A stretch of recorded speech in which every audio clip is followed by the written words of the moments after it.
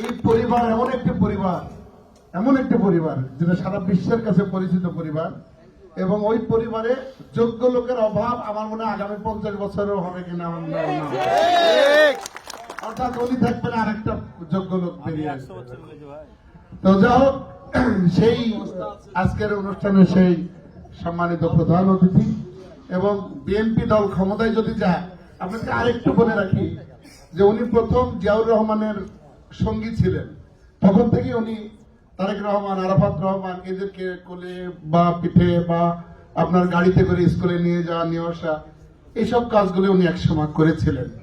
তারপরে by this time Ziaur Rahman যখন late হয়ে গেছে, খালেদা জিয়া দল করতে করতে যখন উনি ক্ষমতায় এসেছেন, তখন ওনাকে আবার খালেদা জিয়া খুঁজে বের করেছে যে ওই শরীফ সাহেব কোথায় আছে, ওনাকে খুঁজে নিয়ে আসেন।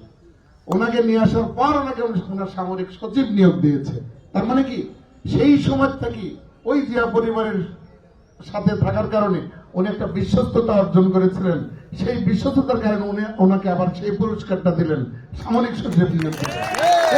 তারপর এই ঘটনাগুলো তো তারেক রহমান জানে, যখন উনি বিভিন্ন জায়গাতে মানুষ বলে তো মেজর জেনারেল, ও তো খালি কমান্ডের পদ থাকে বা তো দলীয় কোনো পদ দেয়, তাহলে মিটিং সিটিং এরকম আমাদের সাথে আমরাও মেলাদের সাথে বার্গেনিং করি।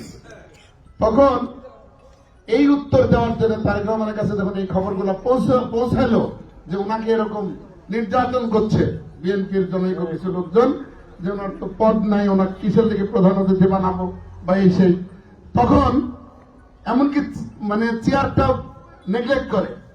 তারেক রহমান এই খবর পাওয়ার পরে সঙ্গে সঙ্গে ওনাকে সব থেকে বড় পুরস্কার খালেদা জিয়ার উপদেষ্টা পরিষদের, এখন রাজশাহীতে যদি প্রথম চেয়ার কেউ পা, এই ভদ্রলোকে প্রথম চেয়ারটা পাবে। এবং আমার বিশ্বাস দল ক্ষমতায় যাওয়ার পরে যদি রাজশাহীতে 2-4টা মন্ত্রী হয়, উনি আপনাদের ভাগ্যে ওনার আগে থেকে মন্ত্রী কোটার মানুষ। সবাইকে ধন্যবাদ। আমি আর রাজনৈতিক বক্তব্য অনেক হয়েছে আর দেব না। এখন শুধু আমি নাম